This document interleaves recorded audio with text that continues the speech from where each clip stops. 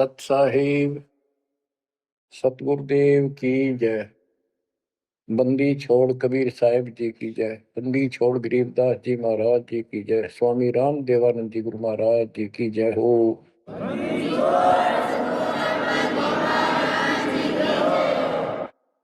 सर्व संतों की जय, सर्व भक्तों की जय, धर्मी पुरुषों की जय।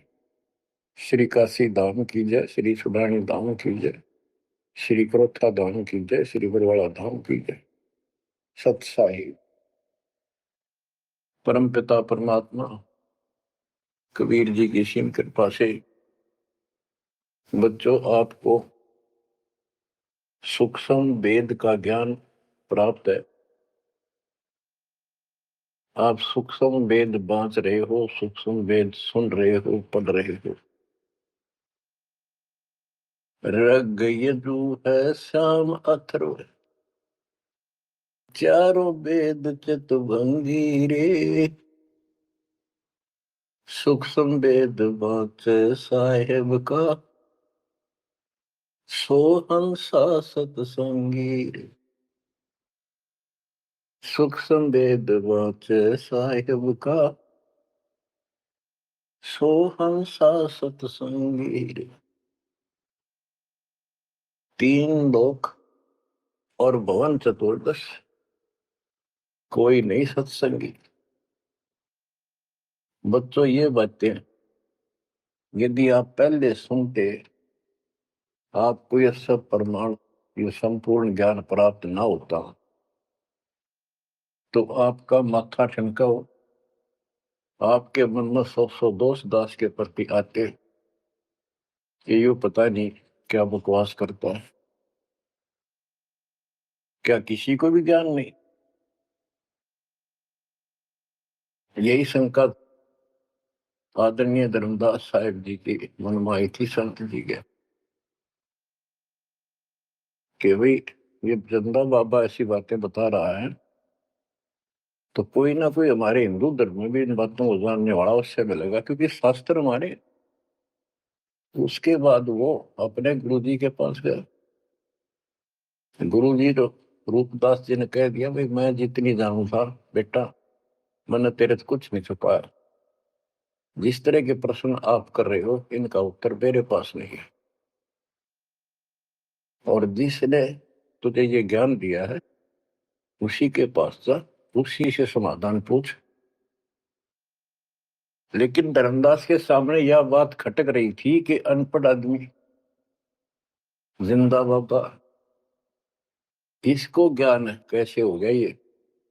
इसने भी तो किसी हमारे हिंदू से सुना होगा, और अवश्य कोई संत, मंडलेश्वर, कोई पीठाधीश इसका जानकार पाओगा। अब सब जगह जितने भी सुप्रसिद्ध या वैसे छोटे मोटे भी संत हिंदू धर्म के उस टाइम प्रवक्ता थे, सत्संग सुनाया करते थे, सबसे मिला और जाते ही 10-20 रुपए रख दे। ये खासकर इन संतों के अंदर जो भेंट ज्यादा दे, दक्षिणा ज्यादा दे, उसको ज्यादा महत्व देते हैं। किस बात की धर्मदास जी को भी खूब पता था कि ये तभी प्रसन्न होकर मुझे कुछ राह बताएंगे। जाते 5-10 रुपए तरह, क्योंकि उसमें 5-10 रुपए आज के 5 लाख के बराबर थे। वहां तो एक पैसा भारी होता था उस समय।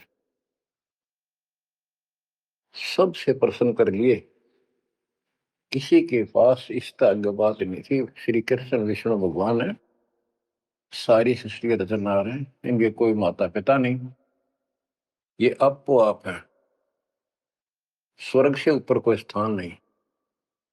आखिर में हार के, थक के और कति बुरी तरह रोए कि अब के बने।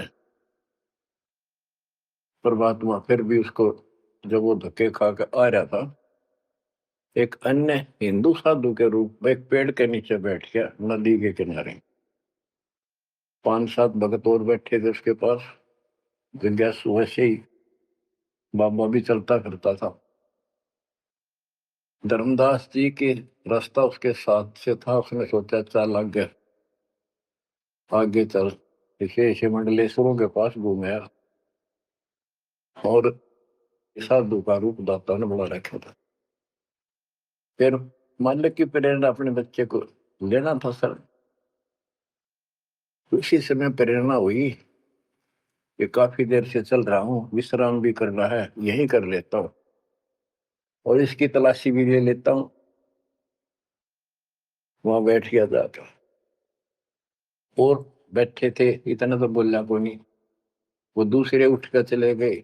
जब एकला रह गया, परमात्मा बोले, धर्मदास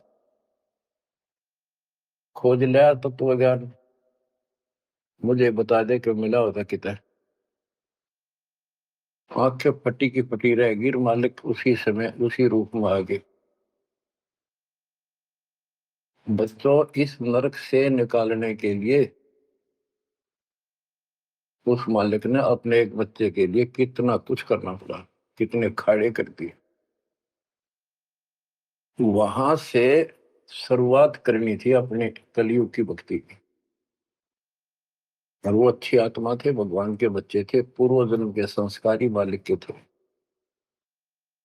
जैसे सम्मन था, सम्मन ने कितनी कुर्बानी दी थी, बेटा काट दिया मालिक के नाम पर। अब उसके लिए खाड़े करे थे परमात्मा ने, कहाँ कहाँ कैसे बंदी बने, कोड़े खाए, उसकी सेल बिस्तर बिछाए। किसी जन्म का ये धर्मदास जी भी ऐसे ही कुर्बान आत्मा था, लेकिन ये ठीक से टिके नहीं क्योंकि ज्ञान संपूर्ण नहीं था। इसलिए मालिक उसके लिए फिर वहां बैठ के जाकर धर्मदास जी परमात्मा के चरणों में गिर के अपनी ढीठता, अपने अविश्वास, अज्ञानता का बहुत पश्चाताप किया। हे मालिक, आप सत्य, आपका ज्ञान सत्य, आपका समाधान सत्य। परमात्मा बोले, ये प्रेरणा मैंने की थी तेरे अंदर। काल का बेटा बहुत लंबा जुगाड़ है, बहुत लंबा षड्यंत्र है।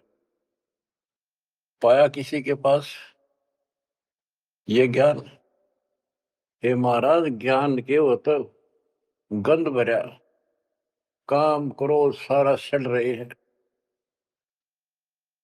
तो बच्चों, अब आपको दास बताना चाहता है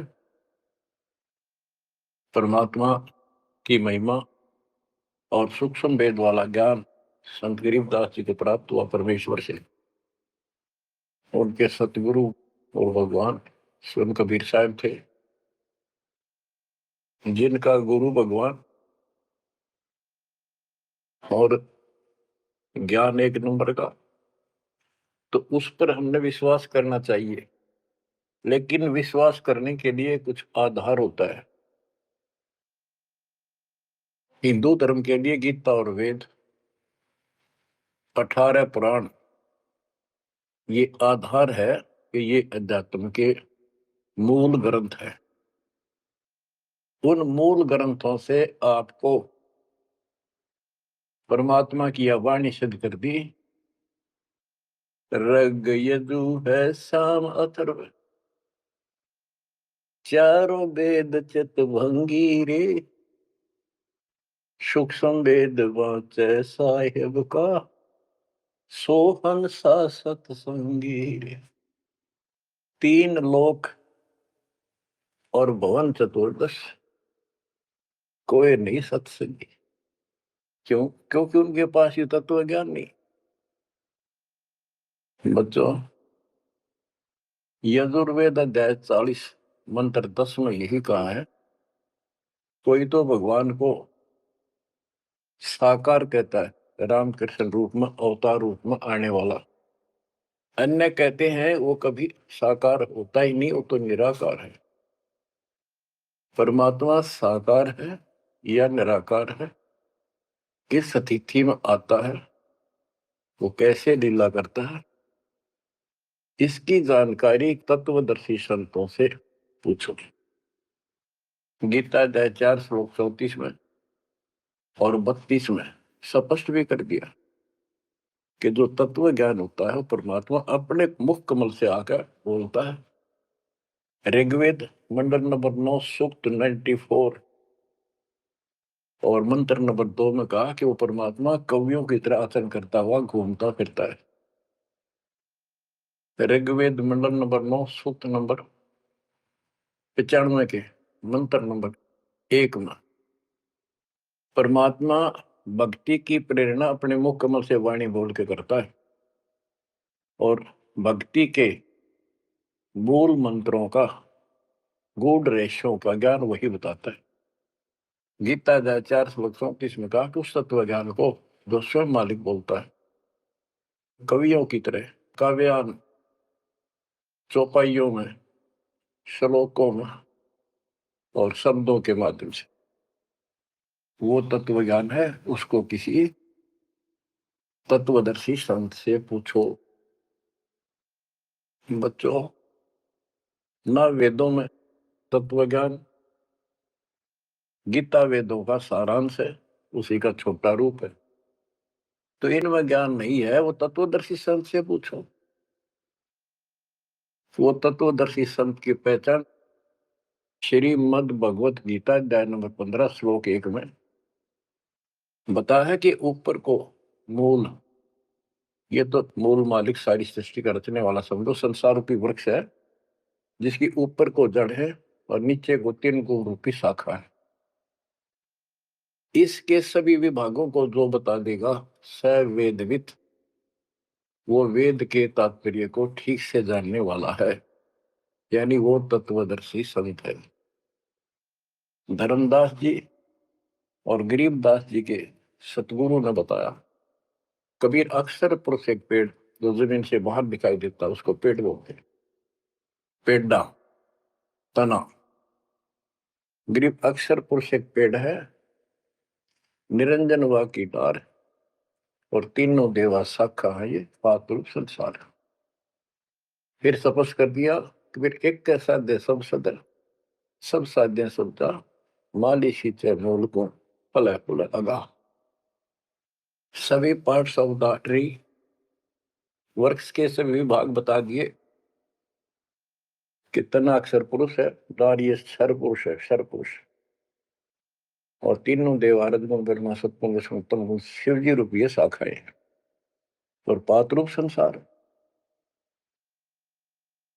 तो बच्चों, फिर साथ में ये समाधान भी कर दिया कि एक का साध्य सब सदन, यानी मूल को पूजो, उसको इष्ट रूप में मानो, उसके बाद अपने अनुष्ठान करो, साधना करो। जो आपको प्रथम मंत्र दिया जाता है इसमें प्रथम और लास्ट वाले मंत्र को छोड़कर सारे इन्हीं शाखाओं वाले मंत्र है। और गीता अध्याय 3 श्लोक 10 से लेकर 15 तक ये स्पष्ट किया है कि शास्त्र अनुकूल धार्मिक अनुष्ठान यज्ञ करने से वो सही भक्ति मानी जाती है। इन यज्ञों के द्वारा इन देवताओं को बढ़ाओ, ये यज्ञ से बढ़े हुए देवता तुम्हें बिना मांगे ही सब कुछ देते रहेंगे। और उस परम अक्षर पूर्ण परमात्मा को इष्ट रूप में प्रतिष्ठित करके फिर सारे धार्मिक अनुष्ठान करो।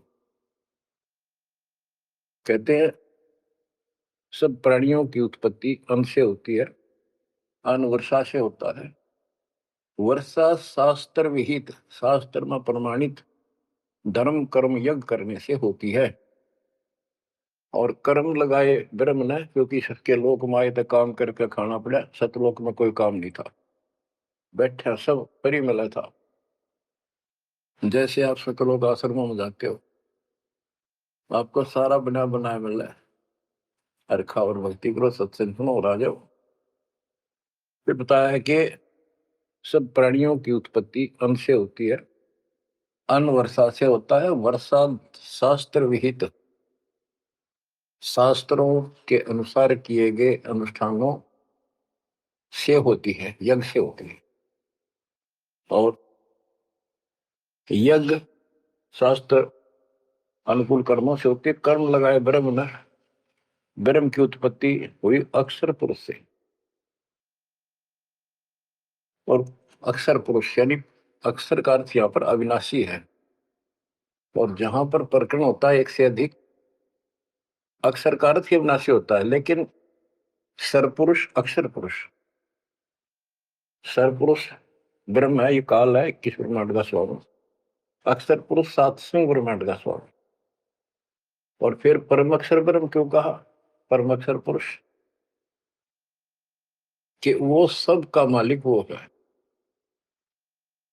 तो इस प्रकार आध्यात्मिक ज्ञान को समझना है और उस परम अक्षर ब्रह्म को योगों में प्रतिष्ठित करके सारे अनुष्ठान करने चाहिए, तब सफलता होगी। कबीर साहब ने बताया, कबीर एक के साध्य सब सदे, सब साध्य समझा, माली सींचे मूल को बुलागा। पुण्यात्माओं, इससे सिद्ध हो गया कि किसी के पास भी वेदों से हटकर ज्ञान नहीं था, वेदों में वो ज्ञान है ही नहीं जिसकी हमें जरूरत थी। इसलिए क्या रहा, अब इसके ऊपर चलेगा सत्संग शेष, संत गरीबदास जी की अमर वाणी, अथ कथनी बिना करनी का होगा। इसमें से कुछ वाणी सुनाएगा दास। जैसे आपको बताया गया कि काशी विद्यापीठ पढ़कर ब्राह्मण आते थे, उनको विद्वान माना जाता था, उनकी दुकान बढ़िया चला करती थी यहाँ भोले समाज में। तो गरीबदास जी उस पढ़ाई के बारे में कहते हैं जो वो पढ़ा करते हैं, केवल लोगों को ठगने के लिए। गरीब पढ़ना गुणना चातुरी, यह तो बात सुगम, सत सुकृत और बंदगी, यह है बात अगम। के ये गीता वेद पुराण पढ़े लिए, चतुरता दिखा दी, बड़े बड़े लेक्चर झाड़ दिए, ये तो बहुत आसान है। लेकिन सत सुकृत, सच्ची भक्ति, सच्चे अच्छे कर्म और भक्ति, सच्ची भक्ति, बंदगी, प्रणाम, बंदगी के अंदर वजह सारा कुछ आ जाता है, भक्ति भी आ जाती है, मंत्र भी आ जाते हैं, प्रणाम भी आता है। कई बार विशेष तौर पर बंदगी प्रणाम को बोलते हैं, बंदगी प्रार्थना भी कही जाती है। फिर बताते हैं कि सत्य सुकृत अच्छे कर्म और बंदगी, परमात्मा की स्तुति नमस्कार प्रणाम भक्ति सच्चे ढंग से पूरे गुरु से प्राप्त करके तत्व ज्ञान के आधार से करना, यह है बात अगम। ये ऊंची बात है, आगे की है, बहुत सबसे आगे की, सबसे श्रेष्ठ। गिर पढ़ना गुण ना रोग है, उलझे दुनिया माही, 52 अक्षर में बंद रहे, आगे की सुध नाही। संस्कृत भाषा के 52 अक्षर बताए, इसको इसलिए सीधा अर्थ कहते हैं जो संस्कृत से सीमित है, इन ग्रंथों तक सीमित है, इनमें वो ज्ञान है नहीं, ये उलझे दुनिया में, ये लक्ष्य 84 के चक्कर में रह गए। गरीब पढ़े गुणे पावे नहीं, अनपढ़ने से न्यार, अंकोचर छंद है कैसे पावे पार। कहते पढ़े गुणे पावे नहीं, अनपढ़ने से न्यार, यानी जो चतुरता दिखाने के लिए पढ़ते हैं वो कभी नहीं परमात्मा प्राप्त कर सकते, ना वो ज्ञान मिले। अनपढ़ने से न्यार, के बिना पढ़े भी बात नहीं बने। अब जैसे आप अक्षर ज्ञान प्राप्त कर रहे हो, आप भले ही अपनी रोजी रोटी के लिए कर रहे हो, लेकिन अब इस पढ़ने से आपको अपने मूल ग्रंथ समझ में आ जाएंगे। ये सूक्ष्म वेद है, इसके अंदर जो गूढ़ रहस्य है वो अन्य वेदों से भी उत्तम और गहरे हैं। इसमें कह दिया पढ़े गुणे पावे नहीं, यह पढ़ाई है वो तो मूर्ख बनाने की। अनपढ़ने से ना, जो नहीं पढ़े वो भी दूर रहेंगे। हमारे को अक्षर ज्ञान नहीं था, इसलिए हम इन चतुर लोगों की बातों में फंसे रहे। गरीब वेद कथें चित चूक है, मन में मान मरोड़, कहने मात्र के तो पंडिता, ये होते के ढोर। कि इन वेदों के पढ़ने मात्र से कुछ भी हासिल नहीं होना, क्योंकि वो ज्ञान है ही नहीं जी। अपने को जरूरत है मोक्ष प्राप्त हो, और वो ज्ञान मालिक प्रत्येक युग में आकर बोलते हैं, पर कदर नहीं बनी। गरीब वेद कथे चित चूक है, मन में मान मरोड़, अहंकार, और कहने मात्र के तो पंडित हैं, ये वो दिल्ली के ढोल के 84 लाख योनियों में जाएंगे। अब जैसे एक बहुत ही अच्छा उदाहरण दिया संत गरीबदास जी ने, बच्चों ये गाना बजाना समय के अनुसार शब्द भी सुनाए जाते हैं, और ये कड़वी गोली भी खिलाई जाएगी, तभी ये रोग कटेगा। सारा ट्रीटमेंट कंप्लीट करना पड़ता है। अब ध्यान से सुनो। पुराने समय में तिलों से तेल निकाला जाता था। वो व्यक्ति जो काम ये करते थे उनको तेली बोलते थे। वो एक कोल्लू लगाते थे। वो कोल्लू एक मशीन होती है जिसमें 3-4 गिरारी सी होती, मोटी मोटी भारी भारी, और उसके ऊपर एक ऐसा पात्र लगा होता है जिसमें नीचे सुराख होता है, और उसमें सरसों डाल दी, तिल डाल दिए, वो धीरे धीरे नीचे जाता रहता। कोल्लू चलता है एक लंबा लकड़, कम से कम भी 15-20 फुट लंबा। उस कोल्लू को चलाने के लिए एक लंबा लकड़ फंसा के, और उस लकड़ को पाट बोलो हमें, लाठ पाट, उसको बैल से चलाया जाता था। और वो बैल उस लकड़ की जितनी लंबाई होती है उसके में ही सर्कल में घूमना होता था उसको। वो सर्कल होता था, उसके एक सर्कल में घूमता था, सेम कति फिक्स्ड होता था उसका डायमीटर। उसी परिधि में वो बैल घूमता रहता था, और उधर से कोल्लू चलने से तेल निकलता। उस कोल्लू को चलाने के लिए एक बैल का प्रयोग किया जाता था। वो उस लकड़ लंबे लठ, 15-20 फुट 25 फुट लंबे लठ के एंड पे लास्ट में एक कुंडा डाल कर उसमें रस्सा बांध कर, और उस बैल के दोनों तरफ कंधे से बांध दिए जाते थे रस्से, और उसको चलाया जाता था। तब वो कोल्लू घूमता था, और उसमें डाले हुए सरसों या तिल, उनका तेल निकलकर बाहर आता था। वो तेली कहलाता था, और उसको खींचने वाला तेली का बैल क्या है। उस बैल के आंखों पर पट्टी बांध दिया करते थे, और एक आदमी उसके पीछे होकर 2-3 बार उसका लठ मारता जोर के, और वो बहुत तेज चलता। तो फिर उसको ये भय हो जाता कि लठ हड़ा तेरे पीछे पीछे है। वो अपने आप स्पीड में रहता था, और इस तरह वो कोल्हू सारा दिन चलता था। बीच में थोड़ी बहुत देर पानी पिला दिया, चारा खिला दिया, फिर जोड़ दिया जाता। तो उसका केवल सीमित दायरा था, उससे 12 कदम भी नहीं जा सकता था वो। अब इसके ऊपर ये कुछ वाणियां आपको समझाने के लिए बताना पड़ा। इतना गजब का ज्ञान दिया इसमें, 100 का 100 सत्य है। गरीब वेद कथे चित चूक है, मन में मान मरोड़, कहने मात्र के तो पिंडता, ये हो तेली के डो। ये अगले जन्म में तेली के बैल बनेंगे। एक तो उदाहरण ये दिया है कि जो साधना ठीक नहीं करते तो शुद्ध नहीं हो जाएगा। फिर पीछे तू पशुआ की जय गद्दा बैल बनाई, ये 56 भोग कहाँ मन भोरे, कहीं कुरड़ी चरने जाई। इस वाणी का तो ये अर्थ है। अब इसके ऊपर आगे देखो।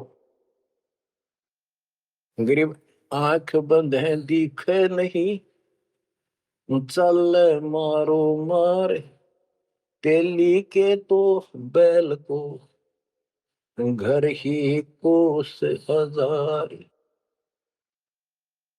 के आंख बांध दी बैल की और डरता चलो मारो मार, वो स्पीड चलता रहता। उस तेली के बैल को उस सर्कल के अंदर ही सारा दिन एक महीने में 50,000 कोस एक महीने में तय कर देता, यानी एक कोस 3 किलोमीटर, यानी 1.5 लाख किलोमीटर वो एक महीने में पूरे कर देता। उसमें चल चल के इतना सफर तय कर लेता, रहता वही ठेकान, एक कदम उससे बाहर नहीं जाता। बच्चों ये स्पिरिचुअल लेक्चर है या आध्यात्मिक घंटी दे रहा हूं आपकी स्कूल की। इसको ऐसे समझाने से आपके अंतःकरण में योगदान रचेगा। एक क्या होता था पहले, जैसे फसल होती थी गेहूं चने, इनको अलग करने के लिए भूस से एक गाटा जोड़ा जाता था, गाटा। उसके बीच में एक लठ गाड़ के मोटा था, उसका रस्सा बांध के फिर 5 7 10 पशु, जिसमें भैंस गाय काटड़ा काटड़ी ऐसे सीरियल में बांध दिए जाते थे, और बीच में लठ गाड़ दिया, उसके चारों तरफ वो भूस डाल देते थे, चने या गेहूं। क्योंकि दास ने देखा है, हम किसान के गर्जनों था, इसलिए 90% बच्चे किसान वालों को पता नहीं, जो शहर में रहते हैं, वो भूसे कैसे निकलता था, जिसकी ये वाणी जिस बारे बोली है। अब तो मशीनों से निकल जाता, कट कट कट कट 1 घंटे में। पहले महीना महीना लगे रहा करते। दास का जन्म ऐसे समय में दिया दाता ने जब वो 5505 निकट आ रहा था, और वो पिछला प्रोसेस सारा पता है जो एक वाणी में बोला गया है। दास को समझने में आसानी रही, आपको समझाने में आसानी होगी। तो उसको हम तो गाटा बोला करते, गाटा जोड़ रखे। वो सारे पशु एक लाइन में चलते रहते, चारों तरफ घूमते, जैसे तेली का बैल घुमा करता। ये उस फसल को काटने के लिए उनके पैरों के नीचे वो फसल कट जाती, छोटा छोटा तूड़ा भूस बन जाता। फिर उससे गेहूं चने अलग कर लेते और भूस अलग हो जाता। उसको गाटा बोला करे। और पलवल साइड इधर फरीदाबाद साइड में उसको धाए बोलते थे, धाए। धाए यानी पशुओं का एक समूह, एक से एक गले का रस्सा बांध दिया जाता था। वो बाहर नहीं जा सकते, अंदर आ नहीं सकते, क्योंकि एक दूसरे को धक्का नहीं दे सकते। वो एक लाइन में चलते थे चारों तरफ सर्कल में। अब इसको इन अज्ञानी गुरुओं के ऊपर सेट किया है दाता संत गरीबदास जी ने इस वाणी को। गरीब दाएं जुड़ी अज्ञान की गह घाटा ठोर, एक पेड़ चाले नहीं काट बड़ी बड़ी खोर।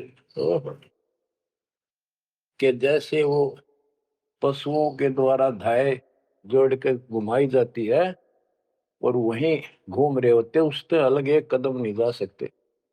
तो जितने भी ये संत हैं, इन्होंने अपने अपने चेले बांध रखे, अपने अज्ञान वाले लटके। गुरु बनकर बैठ गया और उसको पशु बांध रखे, पशु पुत्र। वो इस जन्म मरण के चक्कर में यही गाटा गा रहे हैं, यही दाएं चल रही है उनकी। एक पेड़ चाले नहीं और कड है बड़ी बड़ी खोर। खोर मैंने बड़े बड़े कदम रखे, तेजी से चलना, पाथे डंडे लगे होंगे। तो ये सारे जितने भी चेले हैं, उनके जितने गुरु हैं, उनके जितने शिष्य हैं, उनको तो धाए बताई ये गाटा, और इस जन्म मरण के चक्कर को एक ये सर्कल बताया कि इसी में ये घूम रहे हैं। एक कदम इस तरह बाहर नहीं जा पाए। जाना सतलोक है। जैसे किसी ने सफर करना है तो कदम जितने रखेगा मंजिल की ओर होते हैं, ठीक रास्ते पर। और ये वहीं बांध रखे स्वार्थवश जिसने पशुओं को, वो तो उस सर्कल में घूम सके, उस तो बाहर जा ही नहीं सकता। गरीब दाएं जुड़ी अज्ञान की गह घाटा ठोरे, एक पेड़ चाले नहीं, काट बड़ी बड़ी खोर। गरीबदास जी ने कहा है, कोई है रे परले पार का, जो भेद कहे झनकार का। वारई गोरख वारई दत्त, यानी ये सब वार ध्रुव प्रहलाद अर्थ, वार ही सारे, ब्रह्मा भी वार, ये भी वार, सारे ब्रह्मा विष्णु महेश यहीं पर, दुर्वासा वार, ये गह गाटा ठोर। गरीब चार वेद सट शास्त्र, पढ़े 18 पुराण, सतगुरु पूरा मिला नहीं, पंडित हो सी सवान। ओह, कबीर साहब कहते हैं, गुरु बिन काहू न पाया ज्ञाना, जो तो था वो छड़े किसाना। गुरु बिन वेद पढ़े जो प्राणी, समझे अनुसार रहे ज्ञानी। बच्चों, एक तो होती है मान बढ़ाई अहंकार, और एक सच्चाई जो होती है वह मान बढ़ाई नहीं कहलाती। जैसे दास कह रहा है, और जब आपको भी समझ आ गई है, स्पष्ट हो गया, आपको पता लग गया है कि गुरु बिन वेद पढ़े जो प्राणी, समझे ना सार रहे अज्ञात। वेद पढ़े पर वेद न जाने, ये वाचे पुराण 18, और पत्थर की पूजा करे। भूल गए सब जनारा, सर आदि निकलवा पत्थर पुजवा। क्या इन्हें वेद पढ़े, क्या इनको गुरु मिला? जय सतगुरु की संगत करते, ये सकल कर्म कट जाए, ये कोई झंझट नहीं करना पड़ता। अमरपुरी पर आसन होते सतलोक में, जहाँ कोई कष्ट नहीं, जहाँ दुख ना चाहे। तो दास ये कहे कि या तो भगवान कबीर साहब मेरे गुरु भगवान और गरीबदास, और चौथा दास, इनके अतिरिक्त, वर्तमान में दास के अतिरिक्त विश्व में किसी के पास ना वेद ज्ञान, ना गीता ज्ञान, ना कुरान और बाइबल ज्ञान, किसी को किसी प्रकार का ठीक ज्ञान नहीं। इसको कोई कहे यह मान बढ़ाई करता है, उसकी अपनी समझ है, अपनी सोच है, लेकिन यह 100 की 100 सच्चाई है। जैसे 2000 के नोट पर, या 1000 के नोट पर, 500 के नोट पर यह लिखा है कि मैं धारक को 500 रुपए देने का वायदा करता हूं, तो क्या उसने मान बढ़ाई कर रखी है कि ये नोट अपनी बढ़ाई करता है, छाती पे लिखवा रहा है? वो सच्चाई है, वो लिखना भी जरूरी है। तो दास को ये बताना भी आवश्यक है कि दास के अतिरिक्त विश्व में किसी के पास ज्यादातर ज्ञान नहीं है। ना वेद ज्ञान ठीक है, ना गीता ज्ञान ठीक है, ना पुराणों को जानते, ना कुरान वाले कुरान को ठीक से सुनो, नहीं बाइबल वाले बाइबल को ठीक से सुनो। अंग्रेज 4 वेद सट शास्त्र, पढ़े 18 पुराण, सतगुरु पूरा मिला नहीं, पंडित हो शीशवान। अंग्रेज 4 वेद सट शास्त्र, पढ़े 18 बोध, खसम बांझ के होते है, पर बेटा नाही गोद। एक अजब गजब उदाहरण दिया है कि इन 4 वेद और 18 पुराणों को पढ़ने से तो ऐसी दशा है, ये दिखे पंडित गुरु शिष्य दोनों हैं, गुरु भी हैं, उनके शिष्यों की कमी नहीं, लेकिन बांझ स्त्री का संतान नहीं होती, उसका पति भी होता है। इसी प्रकार इनके गुरु भी है, ये शिष्य भी है, इनमें भक्ति रूपी लाल बनेगा नहीं। बच्चों, एक एक बात कह नहीं सकता, लाख टके की है, अरब टके की। गरीब भावे 100 करोड़ गीता पढ़ो, 100 करोड़ भागवत, बिना सतनाम व्यर्थ है, बचे काल न मोत। गरीब घृत अग्नि में डाल कर, पंडित कर है होम। सुर वासना जात है, क्या करत है होम। गरीब सुमरण सेवा बंद की, सब कोई जानत खूब। बिन सतगुर क्यों पाइए, कबीर से महबूब। ओए होए। के ये पंडित लोग हवन करते हैं, इसका क्या लाभ है कि देवताओं तक इसकी वासना जाती है, स्मेल, गुड स्मेल जाती है, और जिसके वश होकर वो हमें यहाँ राहत देते हैं।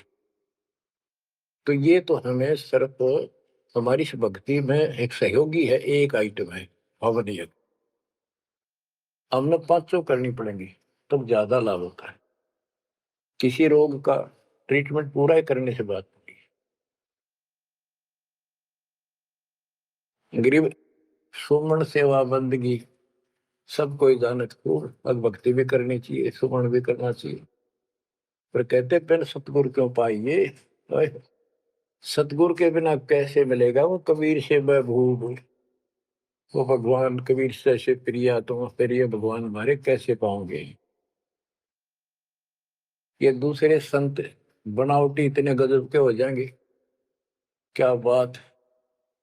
सिर पे उस्तरा करा लिया, माथे पर 3 तिलक, माला 4-5 डाल ली, लाल भगवा वस्त्र धारण कर लिए, अनु बैठ जाते हैं कपिया करके। गरीबदास जी कहते हैं, गरीब कोरा कलश कुम्हार का, ऊपर चित्र अनूप। वस्तु नीति समझ है, जैसे जलवन को। ऊपर तो साध का, अंतर रख्या खो। ऊपर तो साधु दिखे गजब का, बनावटी सी जबरदस्त, जैसे कुम्हार का, यानी कोरा कलश कुम्हार से लाए, उसके ऊपर कितनी अच्छी चित्रकारी होती है, उसमें जल है, नीचे चट है उस चित्रकारी में। ऊपर का दिखा करनिया जो संत ऐसा है जिसके पास यथार्थ ज्ञान नहीं है, वो तो ऐसा है जैसे कोरा कलश कुम्हार का, ऊपर चित्र अनूप। वस्तु नीतिस्मद है, जिसके लिए लाए तो जल है नहीं मीठा। और जैसे जल बिन कुआं, जैसे कुआं बिना पानी का के काम। गिरी पांचों मुद्रा पिंड में, आग बुजुर्ग शरीर। 52 गंडे गंग है, खेवट जहां कभी। कहते ये शरीर, स्थूल शरीर में 5 मुद्रा है, उनमनी खेचरी भूतरी चाचरी आदि। और इससे आगे बदर शरीर है, सूक्ष्म शरीर और है। कहते उससे पार करने के लिए सतगुरु कबीर साहब का सच्चा गुरु मिलेगा जब आपने। गरीब नाम सार है निर्मला, सार नाम ये निर्मल है। पाक नूर निर्वाण, दास गरीब कबीर को भक्ति दी है दान। बच्चों, ये अमृत वचन है, बहुत गूढ़ और गहरे हैं, और आपके लिए जैसे गीता उंगलियां पर रटवा दी, वेदों का सार निकाल के आपके समक्ष रख दिया। छोटे छोटे बच्चे समझ रहे इस बात को, जो तीसरी चौथी कक्षा में पढ़ रहे, और जो इन काशी विद्यापीठ में पढ़ने वालों के आज तक समझ नहीं आई। तो who is Guru, who is सतगुरु, और हु इज गॉड, ये आप अच्छी तरह समझ चुके हो बच्चों। परमात्मा आपको इतना दर्द कर दे, जैसे सम्मन की और सेऊ थे, आप इतने दर्द हो जाओ। गरीब महिमा की जय संत की, तन मन धन सब दे, सिर मांगे टाला नहीं, मोर ध्वज लग ले। यानी ऐसी परिस्थिति परमात्मा के प्रति, किसी परिस्थिति ऐसी आ जाती है तो मालिक से दूर नहीं हो, कितनी ही कठिन परिस्थितियों से गुजरना पड़े। आज हम थोड़े से कष्ट को देखकर भगवान से दूर हो गए, फिर अगले जन्म में क्या होगा? फिर पीछे तू पशुआ की जय गद्दा बैल बनाई, ये 56 भोग कहाँ मन भोरे, कहीं कुरड़ी चरने जाई। आज कोई ना कोई बहाना काल कर देगा सत्संग से उठने का, आलस कर देगा, कोई काम अड़ा देगा, या वैसे आत्मा किसी पाप के कारण रोगी हो जाती है तो अरुचि बन जाती है सत्संग सुनने में या सुमरण करने में, दान की इच्छा समाप्त होती चली जाती है, सेवा में रुचि नहीं रहती। तो उस समय के लिए ये याद रखो, आज हम मानव हैं, अपनी मर्जी से कितने आलस कर लें और कितने भगवान से दूर हो जाए, स्वतंत्र है। और कल को गधे बन गए, बैल बन गए, नाक में नाथ कर जाएगी, या 2.5 मन का कमर के ऊपर एक थैला होगा गधे के, तो आलस तो उसमें भी होगा। मन तो यही है। कई कहते हैं मेरे से नहीं होती सेवा, चलो कोई बात नहीं, सेवा तो करनी चाहिए, सेवा से दूर नहीं होना चाहिए। तो मन तो वहां भी दुखी करेगा, गधा अपने पास से भी सोचेगा कोई कि पटक दूं बोरे ने, घेर दूं, डाल दूं। एक आदमी पर गधा ऐसा भी कर देता है, फिर उस पर ज्यादा भार लादा जाता है और लठ भी पड़ते हैं, फिर वो सीधा चलता है। इसलिए इस मन पापी को आत्मा यही समझा छोड़ डाले, दाता से दूर ना हो। इस संसार में सुख नाम की चीज नहीं है। यदि सुख होगा, या जो नकली सुख भी अगर चाहिए तुम्हें यहाँ का, तो भी दाता की चरणों में मिलेगा, रहोगे तो मिलेगा। इससे दूर होकर कुछ दिन जब ये समय आप भक्ति कर चुके हो, सच्ची मर्यादा में रह गए, वो आपकी बैटरी सी चार्ज होगी जैसे इन्वर्टर की हो जाती है, और फिर चार्जर हट गया, वो बैटरी फिर भी काम करती रहेगी और ऐसा लगेगा कि बिल्कुल सब कुछ ठीक ठाक है, कोई फर्क नहीं पड़ा, चार्जर भी हटा दिया। जब तक वो संग्रह शक्ति है, एनर्जी है बैटरी में, वो काम पूरा करेगी। जब वो एनर्जी खत्म हो जाएगी, आगे संग्रह हो नहीं रही, तो एकदम ही वो सब सुविधा बंद हो जाएगी, पंखा भी बंद, बल्ब भी बंद, और भी कार्य कर रहे होंगे, कंप्यूटर भी बंद, फिर बहुत देर हो चुकी होगी। इसलिए इन सब बातों को ध्यान रखो, याद रखो। मुश्किल से दाव लगा 7.5 अरब आबादी में से आप ये थोड़ी सी आत्मा परमात्मा की शरण प्राप्त कर पाए हो, तो बच्चों परमात्मा आपको मोक्ष दे, अपने चरणों में रखे, आपकी तरफ बढ़े, कुर्बान हो जाओ, सत्संग सुना करो ढंग से। देख परमात्मा ने कहां से कृपा कर रखी है, आँख खोल लो ना, जो फूक निकली और कोई नहीं पूछेगा, धक्के खाते करो, तेरा कुत्ते को देखेंगे। परमात्मा साथ इसलिए होगा कि हमारे और कामों में विशद करेगा, इसलिए मालिक पर ज्यादा ध्यान दो, काम करो, काम न को मना करें, उस काम में बरकत भी अब मिलेगी। दाता आपको मोक्ष दे, सदा सुखी रखे, सत्साई।